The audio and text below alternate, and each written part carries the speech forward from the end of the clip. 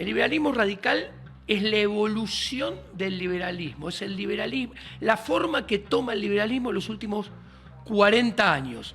Enmienda todos los errores del liberalismo clásico del final del siglo XVII, principio del siglo XVIII. ¿Cuáles errores?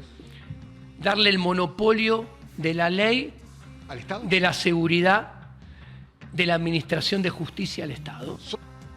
La inflación tiene varias razones, es multicausal, para vos seguramente tiene que ver con la emisión monetaria, Sí. entre otras razones, pero también tiene que ver con una cuestión de la expectativa, ¿no? Sí. Claramente. Y el presidente dijo que iba a haber inflación de 20 a 40 puntos porcentuales en diciembre, enero, febrero y marzo, como Sí. al modo de especulación. ¿Es posible eso? ¿Puede haber 40 puntos de inflación por mes en la Argentina? Es casi una certeza. Una certeza. Sí. La inflación interanual de diciembre, que cierra en 180, 185, va a ir a 420. A 420 con ese 18% promedio mensual que vos dijiste conservador. Si a Milei le sale todo bien, y a Bauseli le sale todo bien, y a Caputo le sale todo bien, cosa que es dificilísima, imagínate que bajan la inflación a 1/3, 6, que es la mitad del 12 que tenemos ahora. La inflación interanual de diciembre del 2024 cierra en 270% interanual. Sí, va a tener que emitir. Porque no va a poder cerrar. No, lo que acaba de decir lo vamos a borrar, ¿no? O va a tener que emitir. ¿Vos te imaginás a Javier Milei emitiendo moneda? Javier Milei, si no puede cerrar los 8 puntos y sigue teniendo déficit fiscal, o va a tener que subir impuestos, que prometió cortarse un brazo antes de subir impuestos, que puede ser volver para atrás con ganancias, puede ser subir el impuesto país. Volver para atrás con ganancias si él levantó la mano para acompañar el proyecto. Bueno, pero eso. Hace Pero ¿desde cuándo le vas a creer? 3 meses atrás. Pero a un político no se le puede creer mucho. Pero se supone que él representa un outsider de la política. Pero ya no lo es. No lo es. No lo es. No lo es. Cuanto menos dólares consiga Toto Caputo, más alto va a ser el tipo de cambio del swap, del intercambio del ELIC pases, que es la deuda del Banco Central en pesos, por la deuda en dólares de el tesoro que emita el Toto Caputo. Cuanto más dólares consiga, menos va a ser el tipo de cambio, más bajo va a ser el tipo de cambio. Diego Pablo Giacomini es licenciado en Economía, es autor de varios libros, entre los cuales está Libertad, Libertad, Libertad, que es un libro de coautoría con el actual presidente argentino, Javier Milei. Diego, muchísimas gracias por venir. Un placer, Daniel. ¿Cómo andás? Muy bien. La primera aparición mediática de Javier Milei, que fue en el programa del doctor Mariano Grondona, estaban ustedes dos juntos presentándose. Sí, fue en el 2014. Vos sos una de las personas que mejor conoce y más profundamente conoce a Javier Milei. Voy a arrancar citándote, Diego. Ok. Los números no le dan. Básicamente, el ajuste fiscal que necesita hacer Javier Milei para conseguir el superávit primario que necesita, no lo puede hacer. Si Milei intenta llegar al equilibrio financiero en el primer año, tiene que traicionar por todos lados lo que prometió. Sí. ¿Por qué? Primero, hay que entender, Massa hizo el plan Platita, que básicamente fue bajar impuestos y aumentar el gasto público, que eso, si no se hace nada, no va a tener efectos 3 meses como tuvo con Massa. Si no se hace nada, tendría efectos 12 meses. Concretamente, Javier habla que hay que tener un superávit primario de 2 puntos del PBI y equilibrio fiscal. Eso es un ajuste de 8 puntos del PBI. Javier Milei o no analizó correctamente los números o su equipo de economistas, el Toto Caputo en el Ministerio de Economía, Bauseli en el Banco Central. El Toto Caputo no es macroeconomista. Viene del mundo de las finanzas. Viene del mundo de las finanzas, es un trader, Bauselli, que es amigo socio de Caputo en la misma consultora, no sabe de política monetaria. Evidentemente, si extrapolo a partir de la declaración de Javier, que dijo, hace falta un ajuste de 5 puntos del PBI, le están vendiendo al señor presidente pescado podrido.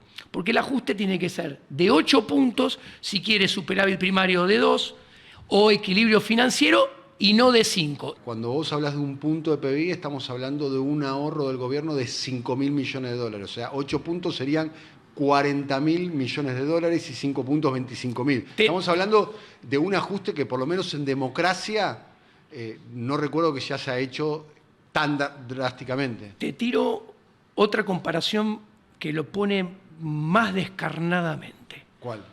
8 puntos del PBI es el equivalente a todo el gasto de todas las jubilaciones de un solo año. O sea, el ajuste que debería ser para cumplir su promesa equivale a todos los pagos de jubilaciones. ¿Es viable eso políticamente? No, no es viable. No es viable. Te cuento por qué no es viable. Porque en el libro Libertad, Libertad, Libertad, publicado en 2019, a partir de los números cerrados del 2018, estaba el plan motosierra original. Y decíamos, el plan aspira a bajar en 4 años 13 puntos del PBI. Cuando pasa al campo de la realidad de gobierno, necesitaría hacer lo mismo en 1. Parece que ya reculó un poco o tiene los números equivocados, porque ya está hablando de 5, no de 8. Escribiste 2 libros. 4 con Javier. Quiero preguntarte, ¿cómo era el proceso de creación de ese libro? ¿A quién se le ocurría las ideas sobre los libros? Concretamente, cada uno escribía su parte, no se la mostraba al otro. Uno decía, acá tengo todo lo mío, acá tengo todo lo tuyo. Se juntaban y hacíamos un libro. Ok, es muy interesante. La excepción es la introducción al libro Libertad, Libertad, Libertad, que es lo único que no escribimos nosotros. El editor del libro dijo, tengo una idea, los voy a entrevistar a cada uno por separado y con las 2 entrevistas voy a hacer la introducción. Es muy interesante porque si dividimos la introducción de Libertad, Libertad, Libertad, ahora lo revelo, son 10 páginas. Las primeras 3 páginas de la introducción es parte de la entrevista que me hacen a mí. Lo del medio es parte de la entrevista que el editor le hizo a Javier.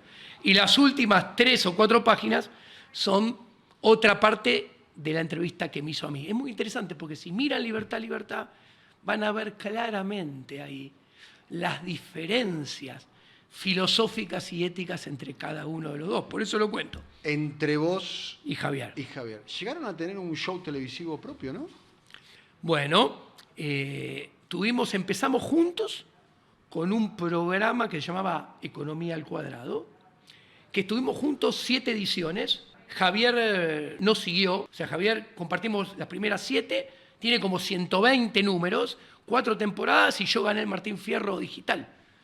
Con un programa de economía, filosofía política y ética del liberalismo radical, yo gané un Martín Fierro. Bien, vos te definís como liberal. Liberal radical. Liberal radical. Sí. ¿Me puedes decir el adjetivo radical, qué significa? El liberalismo radical es la evolución del liberalismo, es el liberalismo, la forma que toma el liberalismo en los últimos 40 años. Enmienda todos los errores del liberalismo clásico del final del siglo XVII, principio del siglo XVIII. ¿Cuáles errores? Darle el monopolio de la ley, ¿al Estado? De la seguridad, de la administración de justicia al Estado. ¿Sos anarcocapitalista? Soy anarquista de libre mercado. La única forma del liberalismo consistente en el siglo XXI es el anarquismo de libre mercado, anarquismo de propiedad privada. Soy anarquista. Es como una utopía. No. Utopía es pensar que los gobernantes gobiernan por y para vos, que con el voto elegís a alguien. Eso sí que es utopía, ¿no? ¿Vos no votás? Yo no voto. Al último presidente no lo votaste. No lo voté. No lo votaste. Ni a él ni a anteriores. Ni a O sea, no es ninguno. una cuestión personal. No, ni a ninguno. Exactamente. Obviamente hubo una evolución. Antes votaba, Sí. ¿no? Con el paso del tiempo, a medida que fui estudiando y me fui interiorizando de la filosofía política, de la ética de la propiedad privada. Vos llegás por la economía, pero después te especializaste en historia, en filosofía, Sí, en yo, ciencias políticas. los Milei Boys, como lo llamo los de Twitter estos, me admiran muchísimo como, ¿Te admiran? como economista, como Sí. técnico económico, macroeconómico, ¿no? Pero me denostan, claro, porque desnudo las inconsistencias y las contradicciones en materia de filosofía política de Javier. Entonces me dicen, sos buenísimo como macroeconomista, pero lástima que pensás mal, bla, bla. Y no se dan cuenta que mi análisis macroeconómico llega a un resultado muy diferente al de mis colegas. Es resultado de mi visión filosófica, política y ética. O sea, yo enmarco a la economía como un pequeño subproducto subyacente. Necesariamente tiene que estar por debajo del paraguas de la filosofía política y ética, porque si no llegan mal las conclusiones. ¿Sos un hombre conservador? Ni en pedo. El conservadurismo es el máximo enemigo del liberalismo. Porque uno ve en Milei, desde la derecha, son sectores liberales en lo económico y sectores conservadores en lo que se llamarían las pautas culturales. El tema de la interrupción voluntaria del embarazo, lo que se llama el aborto. Digamos, ¿cuál es tu postura con respecto a ese tema? Bueno, en mi anteúltimo libro, La Revolución de la Libertad, porque el último es Liberalismo siglo XXI, que pasó el chivo porque te olvidaste de mencionarlo, hay un capítulo todo sobre el aborto y las ideas de la libertad.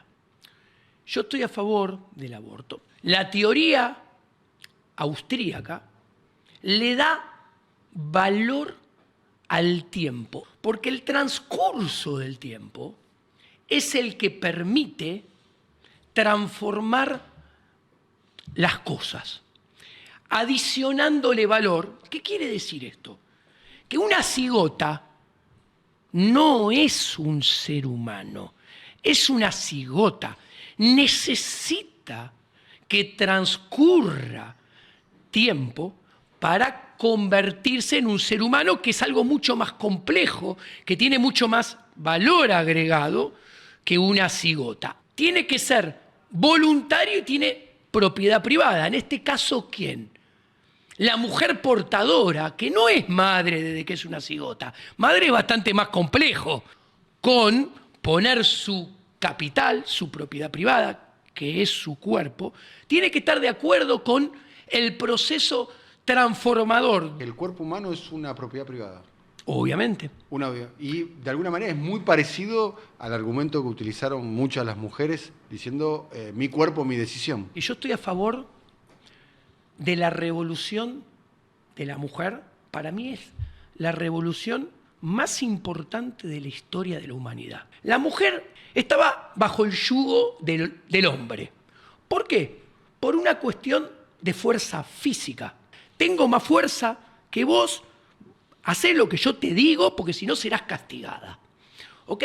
Cuando vos trazás ese paralelo entre el yugo del hombre sobre la mujer y el yugo del Estado sobre los individuos, después... O sea, el Estado sería machista y patriarcal. Un paralelismo, una similitud entre la metodología de dominación del hombre a lo largo de la historia sobre la mujer, coercitiva. Sí, con la misma, muy similar, del Estado sobre los individuos. Ahora bien, ¿cuándo empiezo no a estar en contra? Ojo, empiezo a no acompañar y decir esto está mal.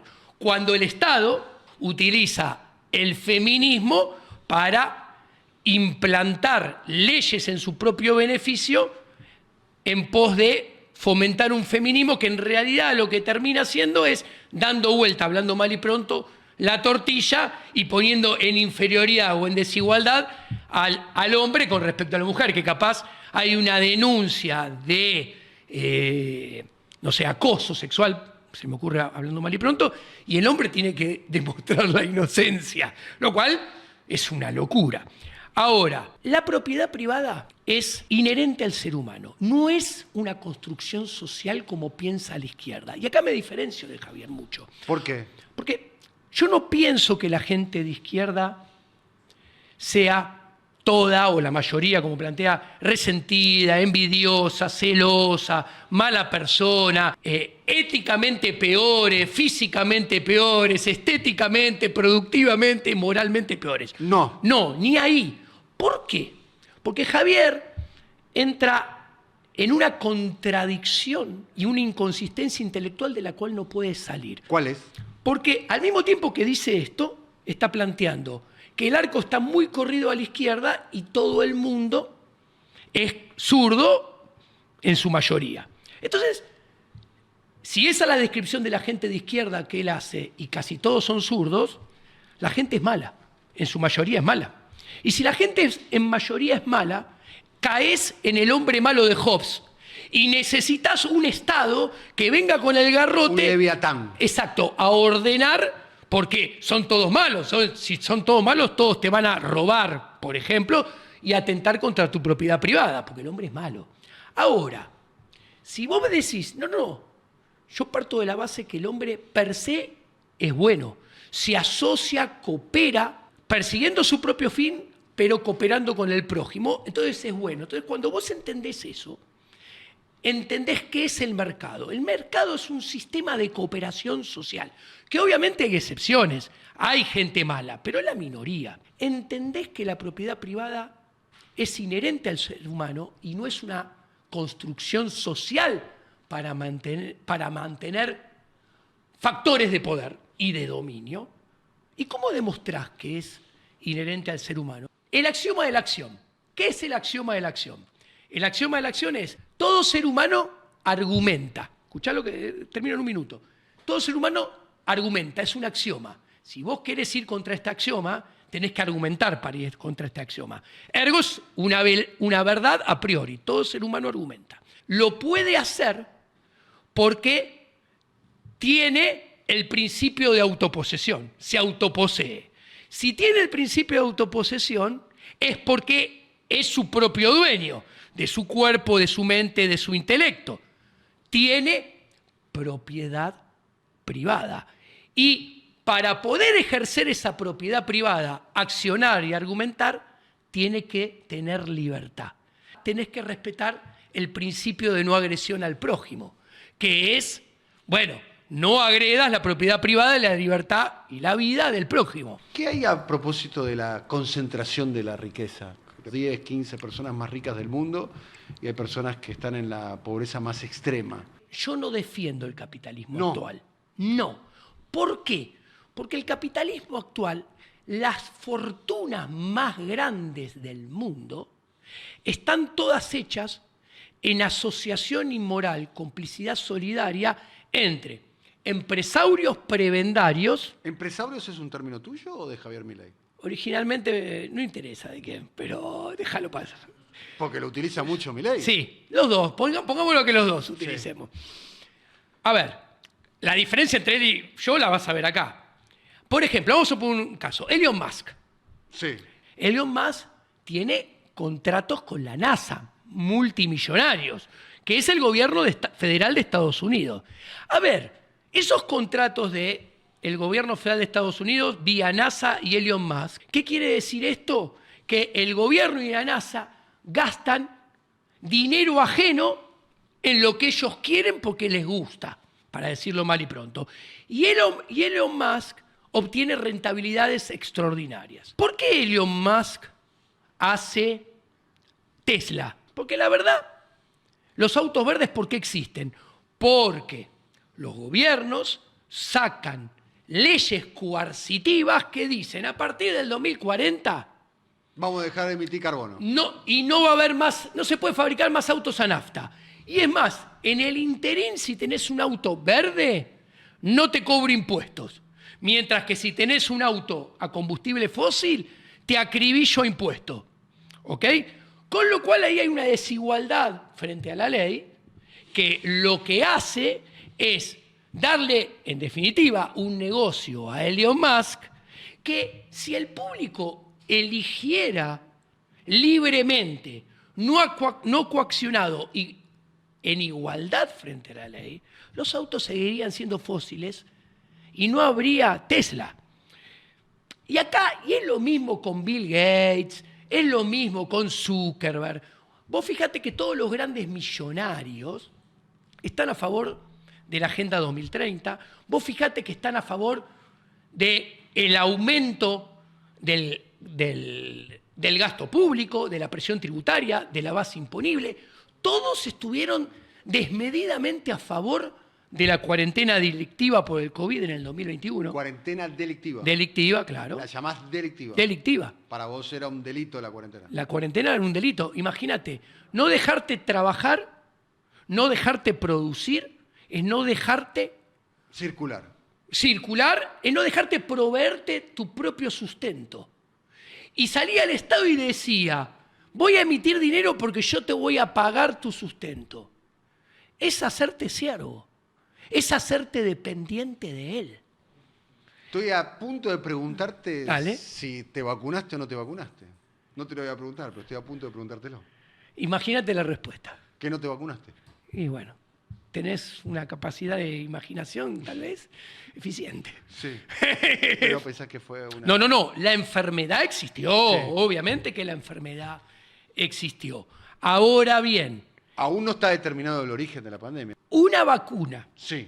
que fue mandada a producir monopólicamente por todos los estados, poniéndose de acuerdo con 3 o 4 o 5 laboratorios a nivel mundial, que se las dieron a esos, que fueron producidas en tiempo récord sin guardar ningún tiempo con ninguna vacuna en términos históricos, distribuidas, comercializadas monopolísticamente por todos los estados. ¿Qué puede salir bien o mal, según te gusta qué palabra poner de cada lado de la barra? O sea, algo que manda a ser producido por el Estado en asociación y moral complicidad solidaria con 3 o 4, que después es el propio Estado el que la distribuye, el que la comercializa, que después te dice, te lo obligo a poner en el mes de julio, en el mes de septiembre, en el mes de diciembre. Se habla de la eficiencia de la vacuna, que ha salvado millones de vidas en el mundo. No sé. Vos tenés tus dudas al respecto. Sí. Claramente. Quiero volver al aspecto conservador, porque uno lo ve a Javier Ojo, Milei. estoy a favor de... Tengo un montón de vacunas dadas, ¿eh? Sí. No soy testigo de Jehová, ¿eh? No sos antivacuna. No, ni ahí. Pero sí tenés sospechas sobre esta vacuna en particular. Y una enfermedad que apareció en 3 meses y que la vacuna estaba lista y era obligatorio aplicársela en todo el mundo a los 12 meses, porque si no, no te dejaban mover, y está bajo un manto de sospecha muy grande. Bien. ¿Cuál es tu posición, por ejemplo, para el consumo de drogas para uso personal? Yo estoy totalmente a favor de la liberalización de todas las drogas. ¿De todas? Absolutamente de todas. De la cocaína, de la morfina, de todas. Sí. Antonio Escotado es un liberal en serio, cero conservador, que muestra en toda la historia de las drogas nunca estuvieron prohibidas hasta hace, redondeando, 100 años. ¿El Estado qué hace? Declara que muchas drogas son ilegales. ¿Esto qué le permite? Vender que se inició la guerra contra las drogas. Necesitamos un ejército contra las drogas. ¿Qué es? Policía, fiscales, jueces. Necesitamos jueces, periodistas, fiscales, periodistas, equipamientos para todos esos. En la cabeza de Diego Giacomini eso es impuestos. No. Primero es renta extraordinaria para los políticos, que la renta extraordinaria es gasto público. Gasto plata de otros en todo esto que me parece a mí. ¿Cómo lo financio? Ahí viene. Impuestos. Cuando vos haces esto, siempre aparece un mercado negro. La gente se sigue drogando. Como está prohibido y es mucho más negocio, te aparece diluido o cortado. Los que no se drogan tienen que pagar impuestos y los que se drogan tienen que pagar el bien más caro. Ahí te aparecen los tecnócratas. La conciencia, los reflejos te bajan. Entonces, la probabilidad de que choques a alguien y mates a alguien. Vos chocaste y le rompiste y le quebraste un hueso a alguien, el delito es chocarlo y el delito es quebrarle un hueso. No es que estabas drogado. Vas manejando un auto. Te fumaste un porro, te tomaste un rayón o te tomaste una copa de vino. Y vos vas despacito a 20 por el carril derecho. Imagínate, nadie te paró, llegaste a tu casa, estacionaste, no te pasó nada. Nadie se enteró. Nadie se enteró, no hubo crimen, no hubo delito. Ahora, tuviste la mala suerte de que uno de esos atorrantes de amarillito y celeste te paran. Bueno, Te hace un control. te hace un control. Empecemos. Donde soplaste lo pagaste vos con tus impuestos, ¿no? Soplas. Voy al ejemplo más bajito de todos, ¿eh? Fuiste a cenar con tu mujer y tuvieron la mala idea de tomarse una copa de vino o 2 copas de vino cada uno. Listo. Ah, señor, usted no puede seguir. Ah, no puede seguir. Perfecto. Me encautan el auto. Tengo que pagar la grúa. La grúa, ¿quién gana plata con la grúa? Un empresario prebendario que ganó la licitación con el Estado. Me llevan el auto a la playa de estacionamiento del Estado, que está privatizada a otro empresario prebendario que ganó la licitación con el amigo del Estado de turno. Tengo que pagar la multa. El resultado es que yo no cometí ningún crimen, no le hice mal a nadie y soy castigado para que todos esos que nombré obtengan una rentabilidad extraordinaria. Y ahora viene lo más inmoral de todos, que viene el jefe de gobierno y te dice, eso lo estoy haciendo por y para vos, para que tengamos calles más seguras. Y lo mejor de todo es que cuando vos vas a las estadísticas, los choques son los mismos de siempre en términos proporcionales, hace 20, 30, 40, 50 años, cuando esto nada existía. En el mundo de Diego Giacomini, ¿las drogas se comprarían dónde? ¿En un comercio? Cualquier lado. Pero estaría el Estado regulando la trazabilidad como lo hace con el resto de los productos, como lo hace con el alcohol. Bueno, si yo estoy en contra que el Estado me regule el choripán en la cancha de Boca. No lo regula, de hecho. Bueno, a mí me gusta comer del que está a 2 o 3 cuadras porque estoy seguro que no está regulado. El de adentro tengo mi duda, Sí. entonces no lo compro.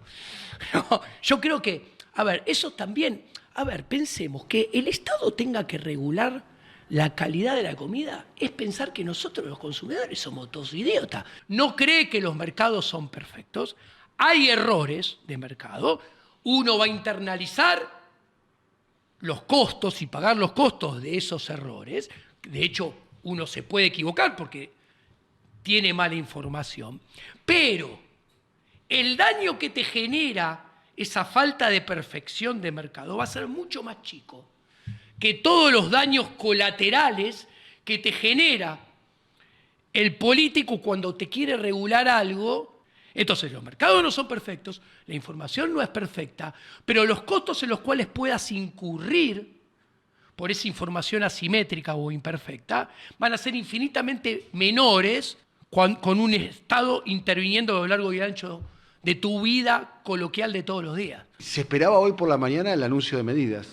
Y evidentemente todavía no dan pie con bola y no saben bien qué hacer porque si no las hubieran anunciado. Adentro del gobierno, en estos momentos, hay muchas discusiones, hay puntos de vista opuestos, no se ponen de acuerdo y la consecuencia es que todavía no tienen bien cerrado qué van a hacer. Estuvieron en campaña hasta el 19, creo, no me equivoco el número, ¿no? 19 de noviembre. Bien. Listo, se preocupaban solamente por ganar elecciones, dar vuelta por el país, con el viri de la campaña electoral.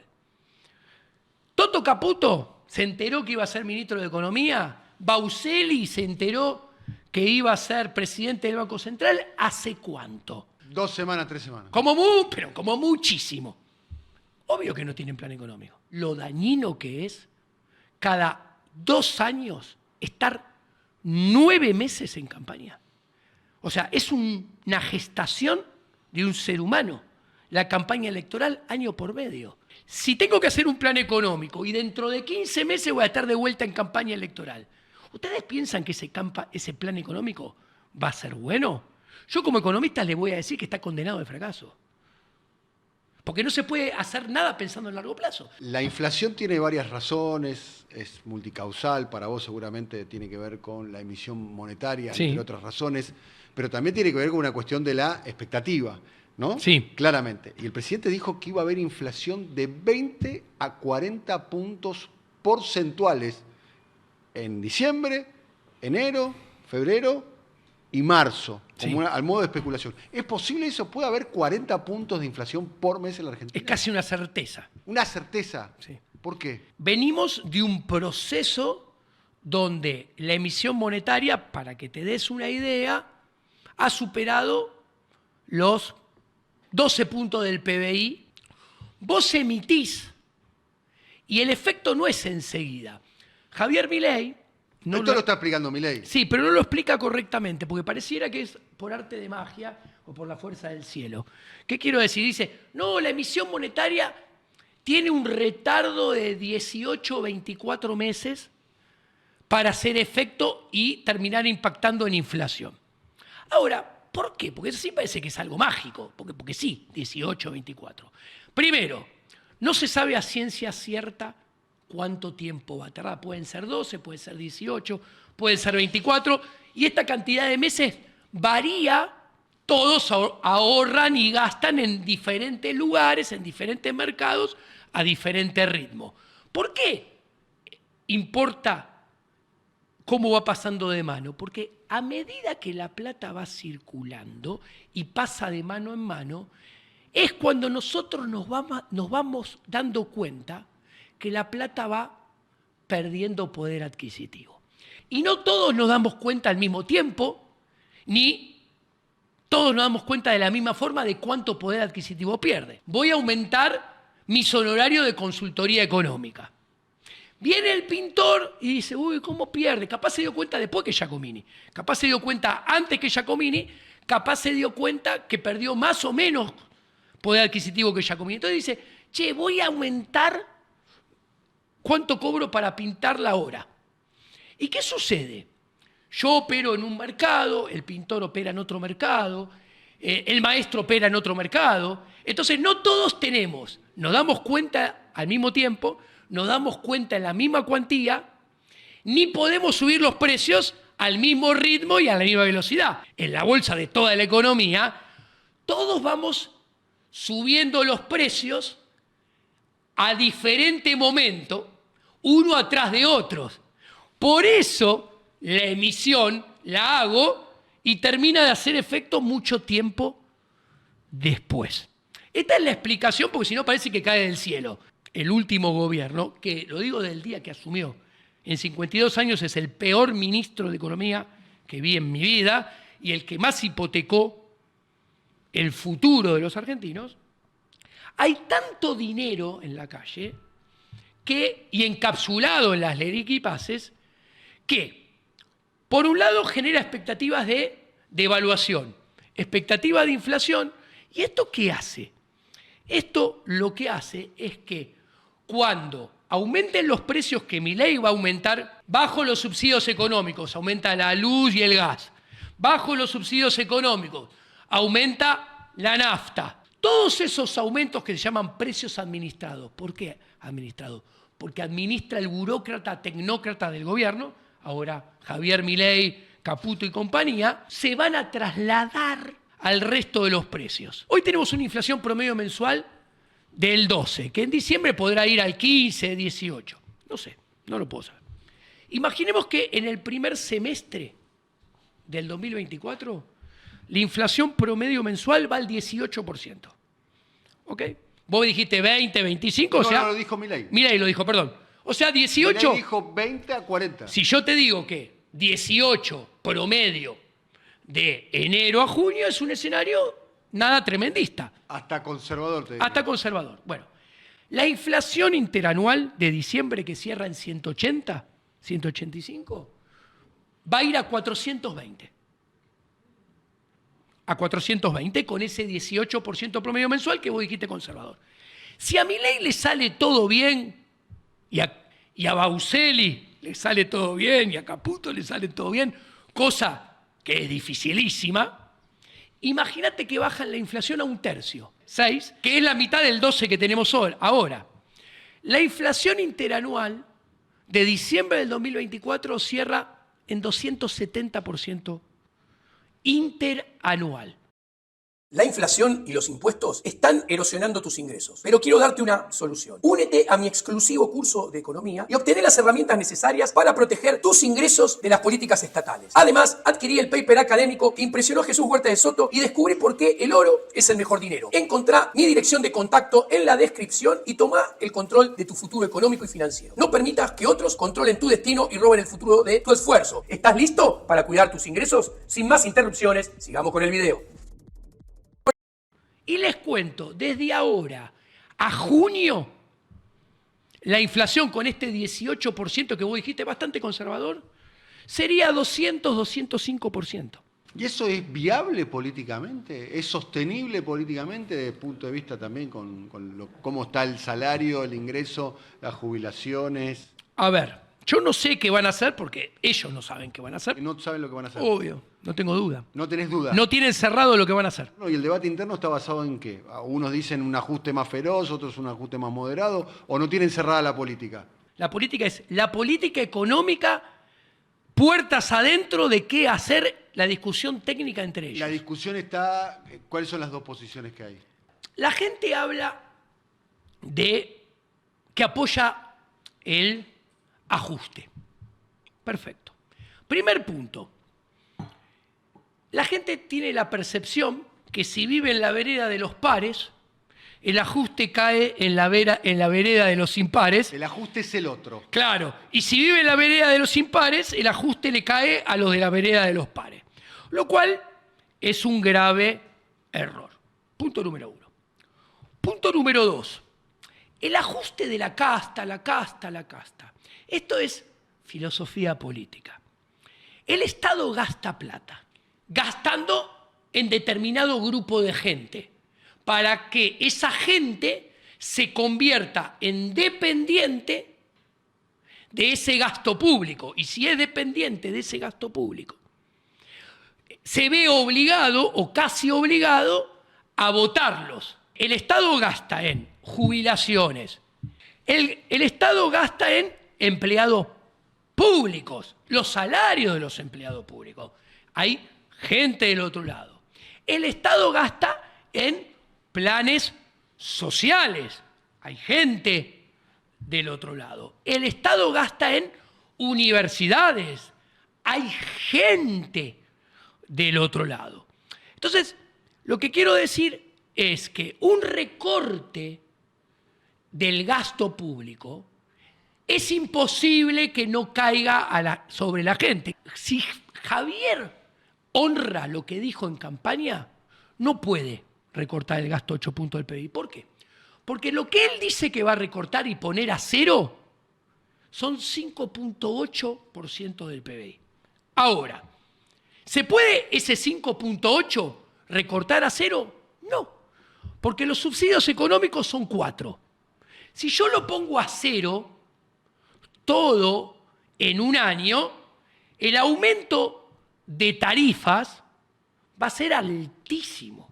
¿Y eso en quién impacta? En la gente que viaja en tren, en la gente que viaja en colectivo, en la gente que prende una hornalla, en la gente que prende la luz. Ahora, Javier, cuando estábamos juntos, decía, el ajuste de los subsidios públicos, de los subsidios económicos, no es todo vía tarifas.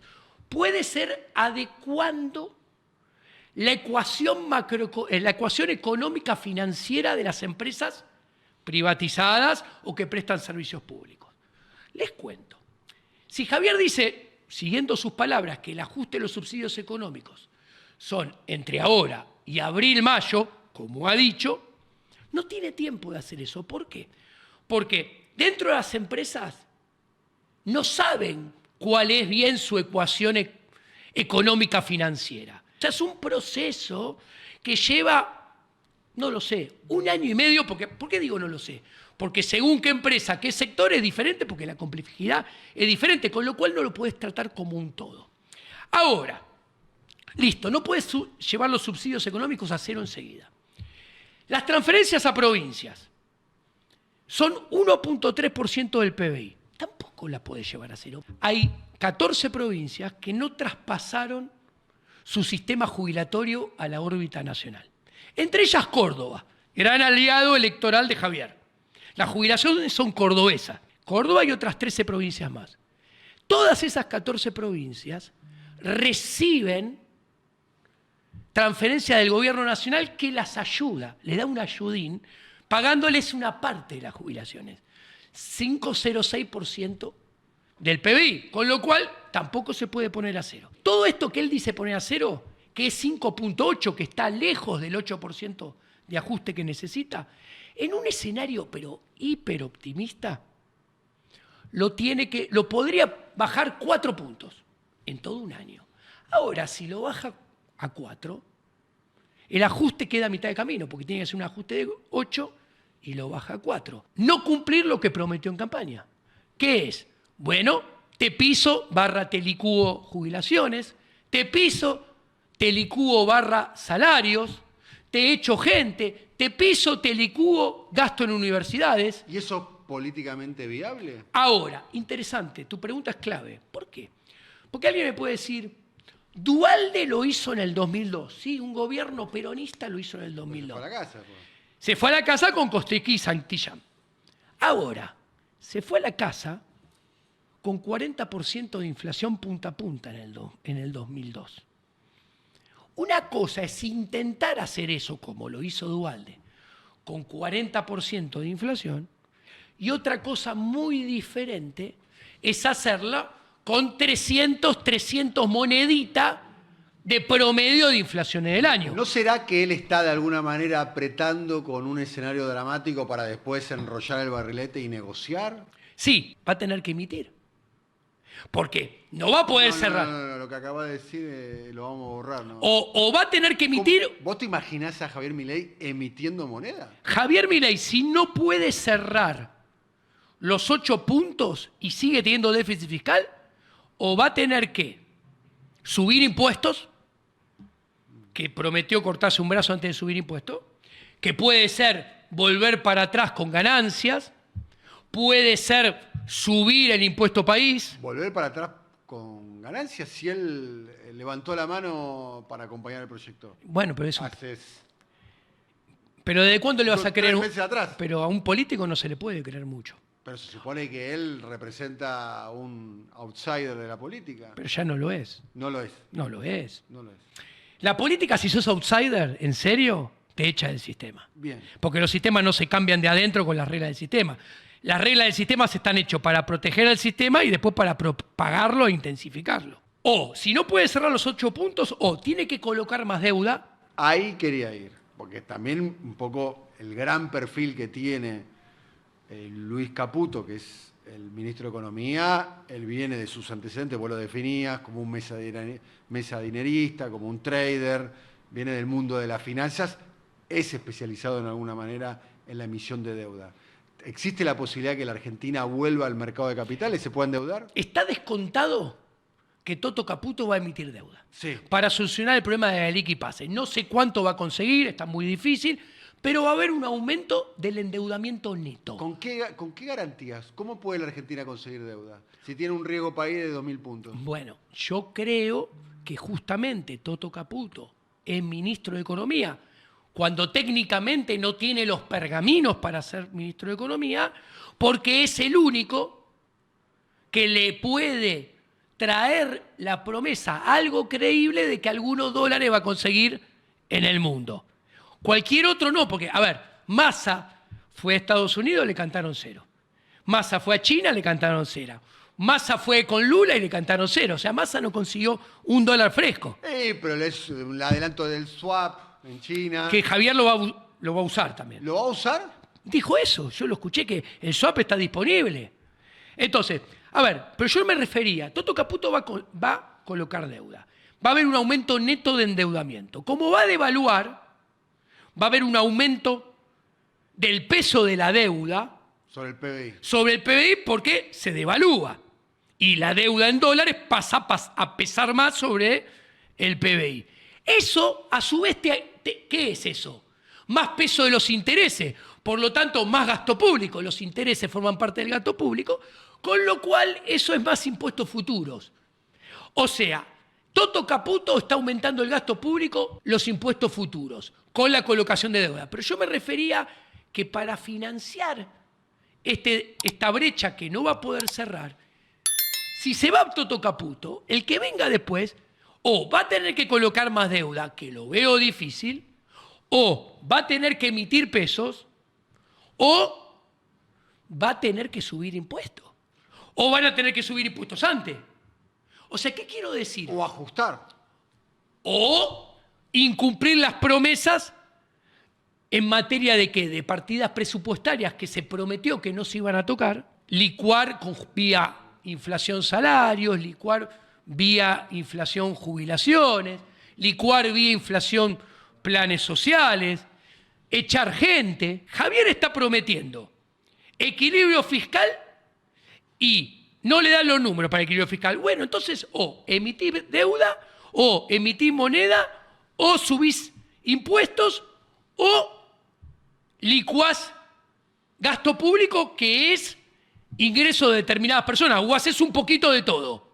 Esa es otra posibilidad. La posibilidad de endeudar a la Argentina existe, se puede volver al mercado de capitales. ¿Qué garantía puede dejar la Argentina? ¿Vaca muerta, el litio? A mí no me gusta, pero viste que el fútbol americano a veces llaman a uno para patear a los palos y lo único que hace es patear a los palos. Bueno, a Toto Caputo lo están diciendo, che, vení, entrá solamente para patear a los palos y metela entre la H, que es conseguir dólares. Si entra, no consigue dólares, es como que patea la pelota y va a la tribuna. O sea, para lo único que lo traen y sirve, le pifia. ¿Ok? A ver, pero hizo una gira por Estados Unidos y no consiguió dólares.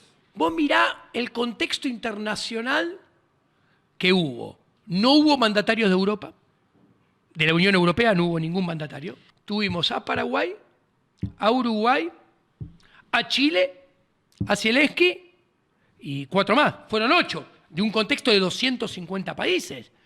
O sea, no hubo nadie ni del G20 ni del G7. O sea, Argentina, el mundo ayer en la Asunción, no le puso alfombra roja.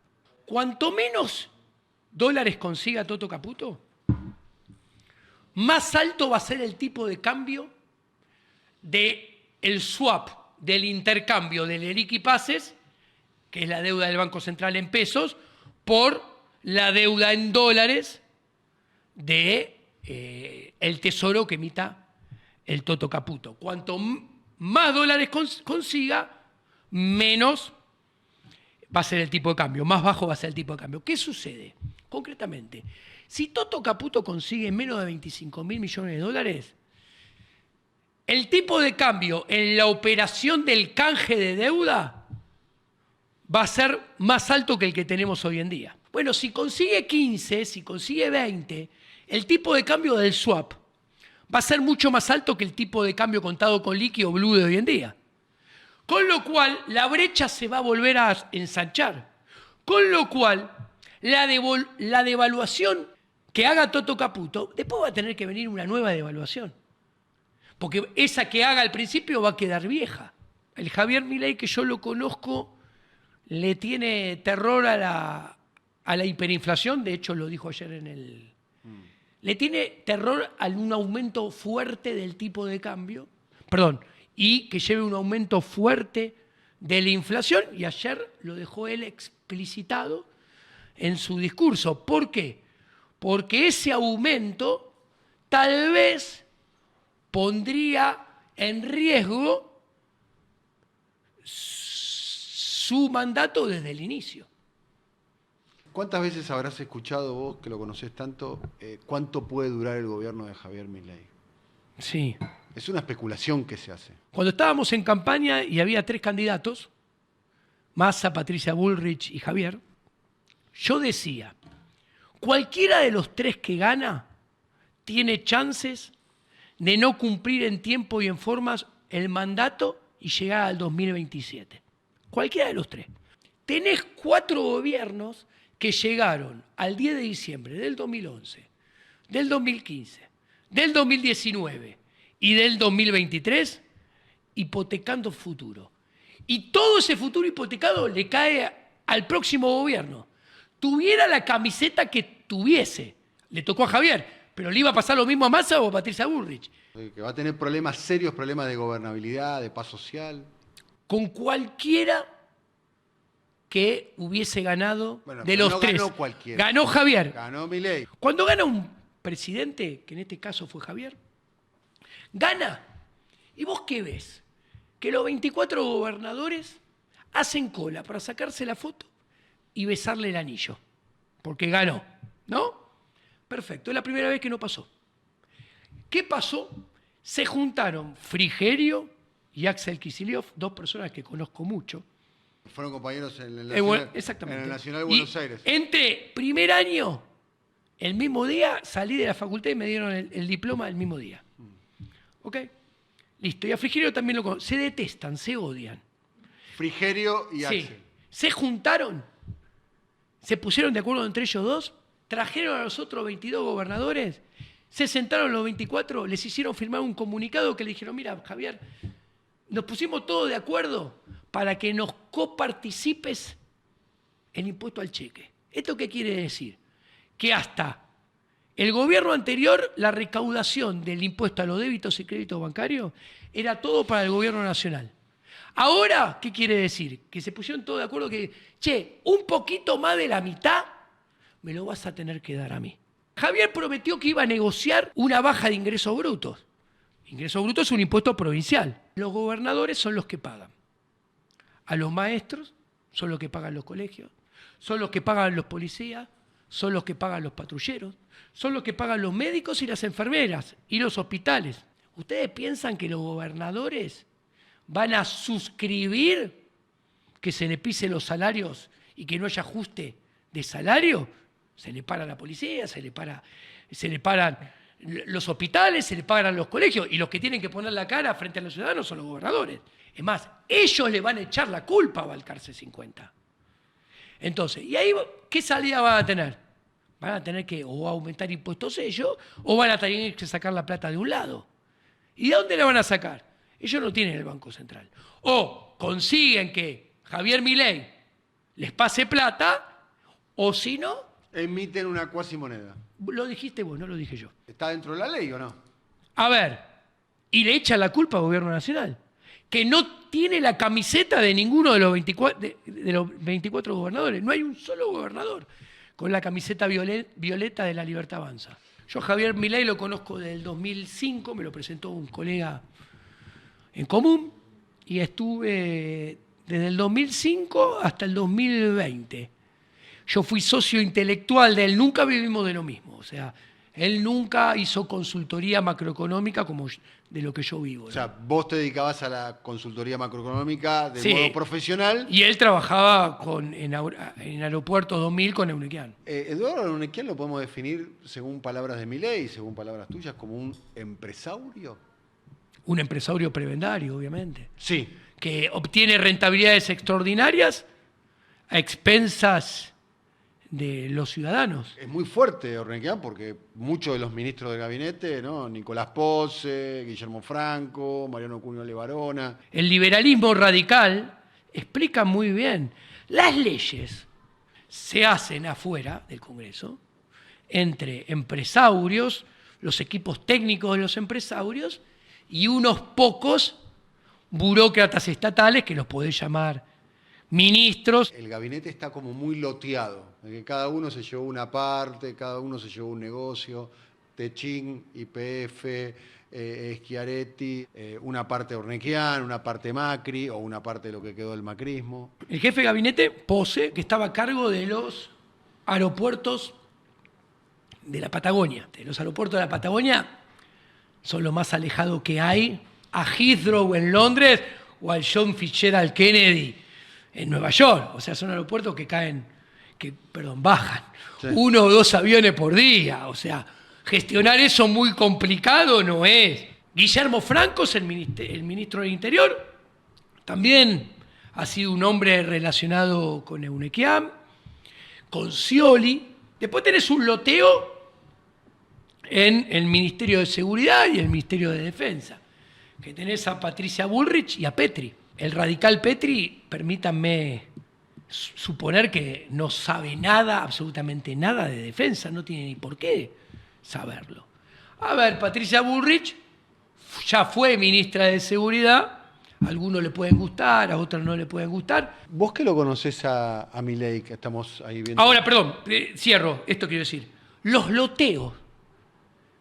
A ver, cuando vos tuviste en Argentina gobiernos loteados, alianzas, de la Rúa fue una alianza, Cristina fue una alianza, Macri fue una alianza, este último gobierno que se fue ayer fue una alianza, llevaron a malos resultados.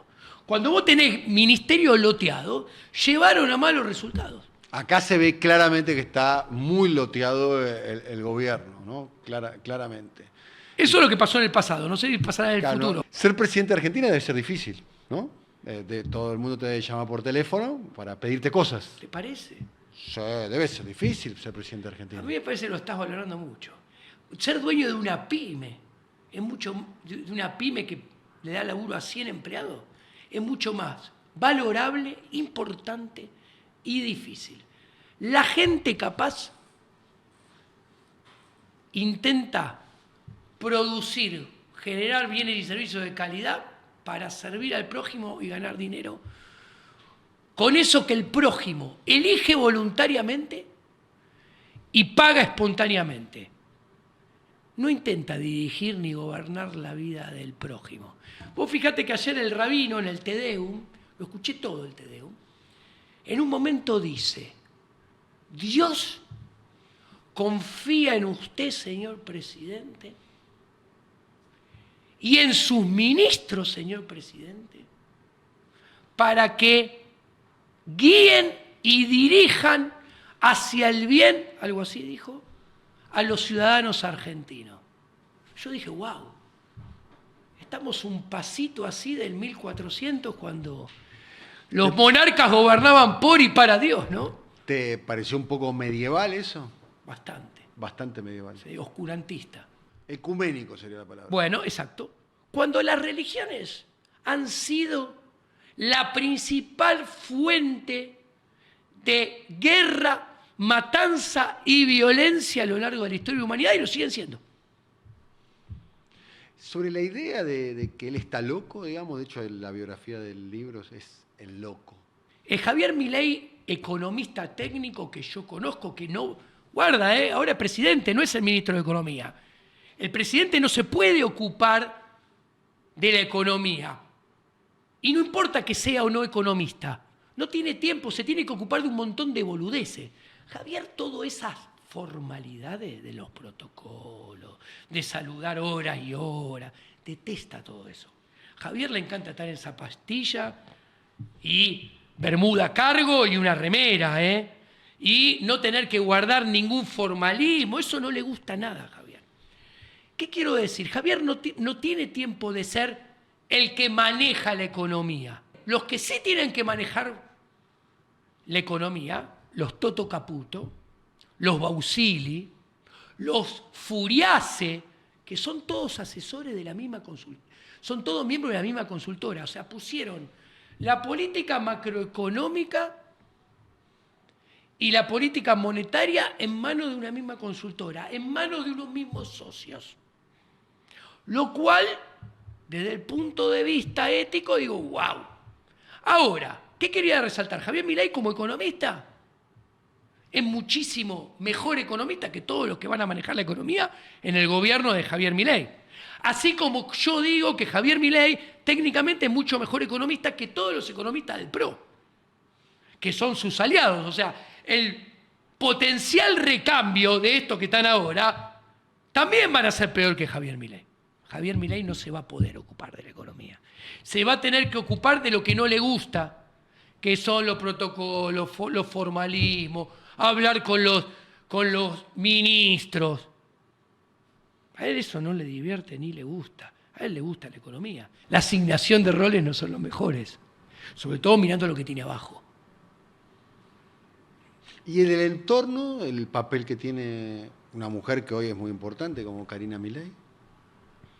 Yo a Karina Milei la conozco muy bien. ¿Es una persona capacitada para ocupar el rol que está ocupando hoy en términos históricos? Porque es una persona hoy... Te quedaste sin palabras. Me lo voy a guardar para mí. Me lo voy a guardar para mí, perdóname, porque ahí empezaríamos a hablar de las características individuales, ¿no? de una persona, ¿no? Respeto la decisión de que lo que tenés para decir no lo querés decir públicamente. ¿entendés? Exactamente. Entendemos eso. Sí, porque vos fíjate que lo que dije de Javier, lo dije en función de las ventajas comparativas técnicas que puede tener, y de hecho enaltecí que Javier, en términos de ventaja comparativa, está mucho mejor para ser ministro de Economía que todos los que tienen en el gabinete económico, y es mucho mejor para mí de ministro que de presidente. Bien. O sea, estoy hablando de Javier en función a la función institucional, no del persona. Pero ¿te imaginas una posibilidad? Todos los presidentes tienen que enfrentar crisis. Sí. Indefectiblemente, en cualquier país del mundo, en cualquier momento, durante un mandato de 4 años, 5 años, 6 años, lo que dure el mandato, siempre enfrentan 1, 2, 3, 4 crisis. Que puede ser cualquier cosa, desde un desastre natural, una crisis fuera de registro, una crisis económica, una movilización, lo que sea. ¿Te lo imaginas a él enfrentando una crisis de esas características? No sé, una movilización en su contra, una represión de medida. ¿Cuál podría llegar a ser la reacción de Milei frente a un escenario como ese? ¿Cómo se enfrentaría? No lo enfrenta un presidente solo.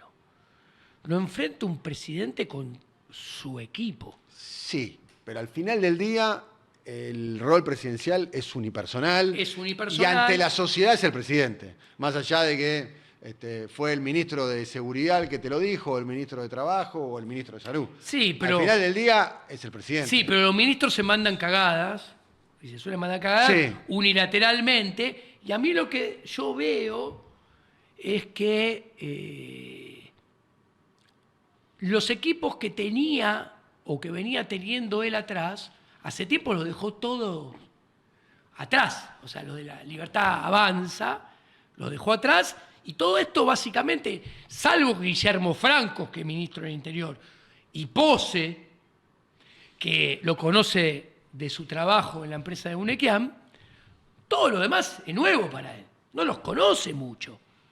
Entonces, si vos no conocés a tu equipo, a ver, poneme la metáfora de futbolística. Salís a la cancha con jugadores que nunca le diste un pase. ¿Cuántas paredes vas a tirar? ¿Cuántos goles tirando paredes, entrando con jugadas elaboradas vas a poder hacer? Muy pocas.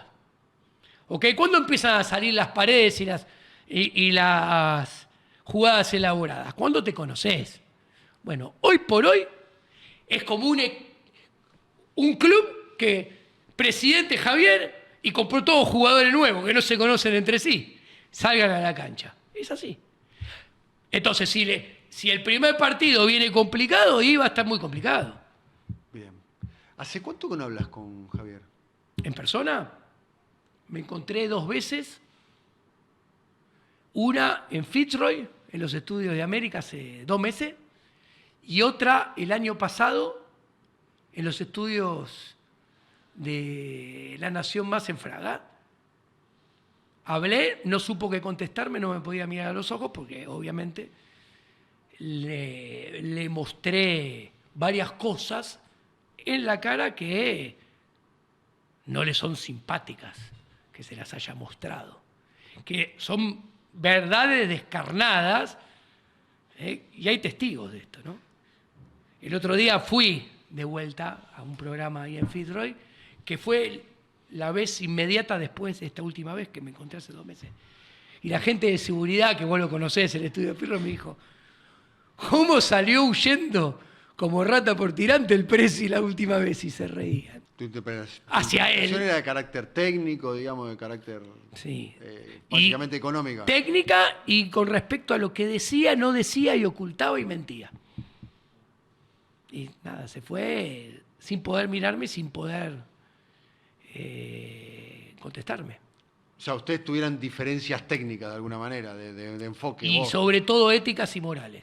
Vos quedaste del lado del liberalismo radical, más puro del terreno de las ideas y él se transformó en un político más. A mí me preocupa este concepto que, más allá de la camiseta que tenga puesta, yo tengo miedo, yo se lo dije a él, esto es una de las cosas que le dije en la cara. Vos le estás haciendo un gran daño intertemporal a las ideas de la libertad y hay gran probabilidad que todo esto termine mal. Y vos esto que estás haciendo no es liberalismo, esto es conservadurismo, rancio, aliado con empresarios prebendarios, que tiene altas probabilidades ¿Que salga mal? que salga mal. Con lo cual, si termina saliendo mal, la gente con otras ideas van a decir que esto es liberalismo cuando no es liberalismo. Y así como el liberalismo terminó remando en dulce de leche durante 30 años después de la nefasta experiencia menemista, que fue un cachivache muy alejado del liberalismo, que fue conservadurismo rancio de derecha. Si terminó el liberalismo después casi prohibido hablar de liberalismo porque te escrachaban después del menemismo durante 30 años, si esto termina mal, probablemente exista, no lo sé, la probabilidad que el liberalismo tenga que nadar no 30 años en dulce de leche, 50 años en mercurio después de esto. Y esto es lo único que me preocupa a mí, que por eso explico cada una de las contradicciones, inconsistencias que veo, no solamente en el discurso de Javier Milei, sino en el accionar de Javier Milei, que es donde más descarnadamente se ve que esto no es liberalismo, sino que es conservadurismo, que también se lo observa con quién se junta, con quién se alía, qué propone en contra de lo que está y a favor de lo que sí está, que está muy lejos del liberalismo, porque ahora Lord Acton, un liberal que la gente no conoce, decía, el liberalismo es la revolución permanente. Frase que después la gente de izquierda se la endilga a Trotsky, pero es de Lord Acton del siglo XIX, y te digo cuál es la definición del liberalismo radical. El liberalismo está siempre contra el poder político y el poder económico concentrado asociado con el poder político. ¿Por qué? Porque en esa asociación los dos obtienen rentabilidades extraordinarias que logran a expensas de nuestra libertad y a expensas de nuestra propiedad privada, a partir de establecer negocios monopólicos para ese poder concentrado en diferentes ámbitos de la sociedad. El caso del sistema bancario y del sistema financiero, que representa a Toto Caputo, es el más icónico en términos descarnados. Hace varios meses entonces que no hablas con él, digamos. ¿Tenés algún tipo de mensaje vía...?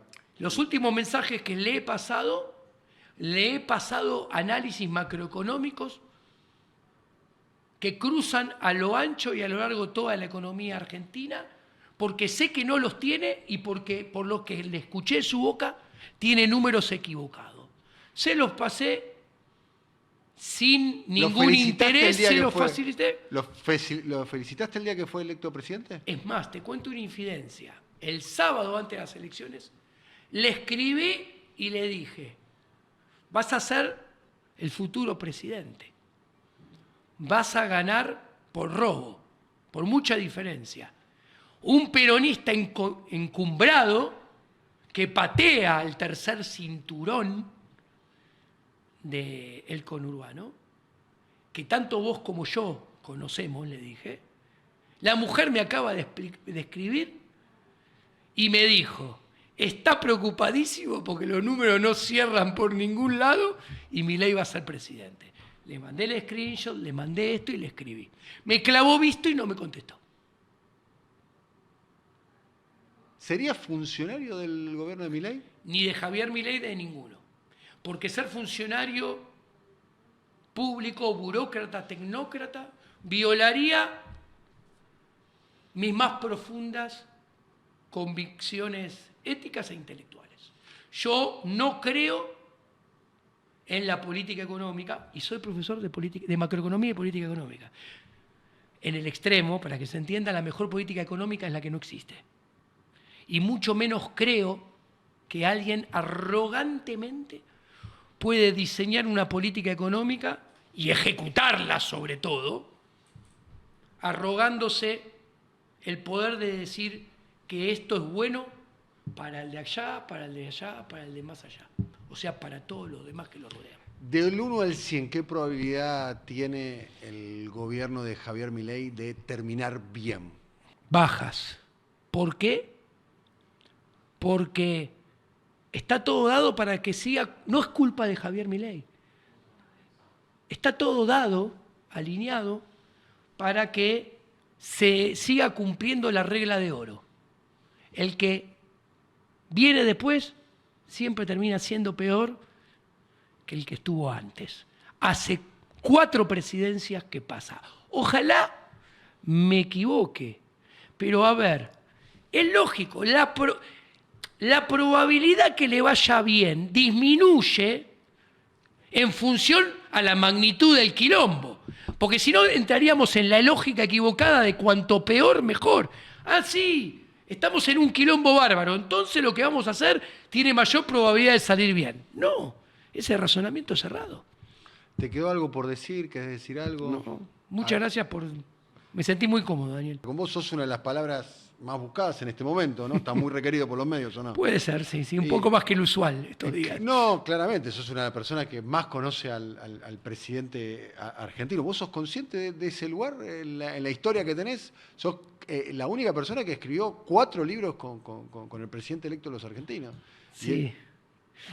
Ayer me reía porque lo veía con su traje a medida, azul, la banda, el bastón, ¿no?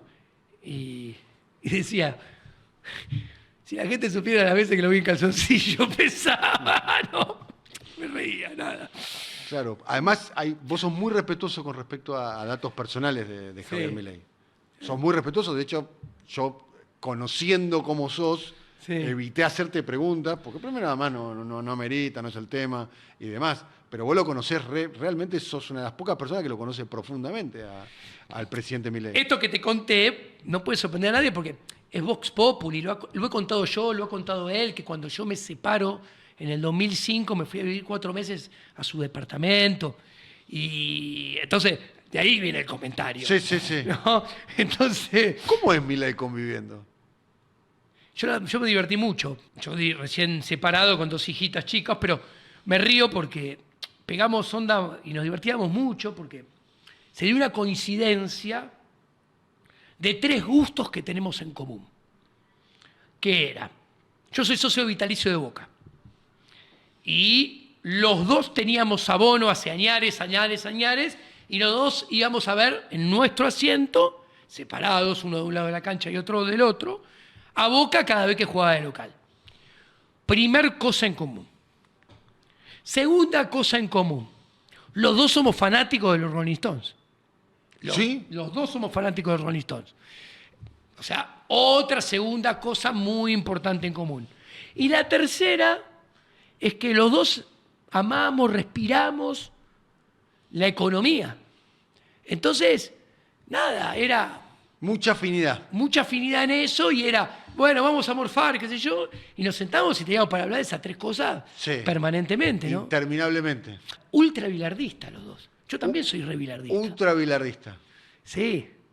Ultra bilardista, que cuando Javier estaba en el mano a mano del balotaje, yo para adentro pensaba, vos sos consciente que si perdés contra el peor ministro de Economía de toda la historia, nadie se va a acordar de vos. Sí. El segundo no existe. El segundo no existe. El segundo no existe, yo pensaba para mis adentro. Bueno, por suerte para él, y yo lo dije, a mí me sacó una sonrisa que ganara. ¿Pero por qué? Sobre todo porque hizo que perdiera la calaña de Massa. Nada. Bien. ¿Y si te llama para tomar un café, para juntarse? No me va a llamar. Yo sé que no me va a llamar. ¿Ok? Porque lo de la tabula rasa es verso. Así, porque lo conozco. Lo digo así. No te va a llamar. No me va a llamar. Si me llamara, primer problema que tiene. ¿Cuál? Dije, vos tenés conciencia que vos podés ser presidente del mundo, de la galaxia. Pero yo te digo, ¿qué haces pelotudo? O sea, Claro. estás haciendo una pelotudez. O sea, esto es muy, muy cómico. O sea, lo conozco de toda la vida. O sea, puede ser presidente del mundo, que yo lo bajo de un ondazo. Me acuerdo, te cuento una infidencia. Me acuerdo cuando, en el 2015, 25 años de que habíamos terminado el Colegio Nacional de Buenos Aires, 25 años de egresado, ¿no? Y justo estábamos entre el balotaje y las elecciones de Scioli y Macri. Estaba Recalde, Mariano Recalde, compañero de secundaria, tipo normal, estaba hablando de boludeces, de fútbol, de anécdotas. Y estaba Axel, estaba Kicillof. Como un salame, haciendo campaña proselitista entre los compañeros. ¿Quién? Axel, entre los compañeros de secundaria. Digo, yo me acuerdo que en un momento le digo, che, salame, acá no vas a convencer a nada de nadie. Todos te conocemos que tenés 13 años. Era ministro de Economía todavía. No sos ministro, no sos candidato a presidente, acá sos Axelito. Para mí, Javier, es Javiercito.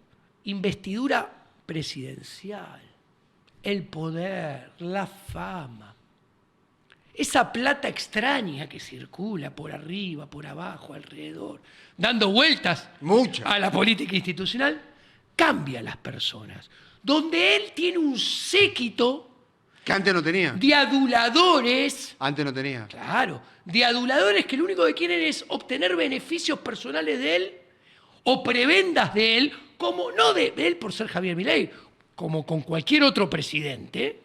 Claro, que venga alguien que le diga, escúchame, boludo, sos un pelotudo.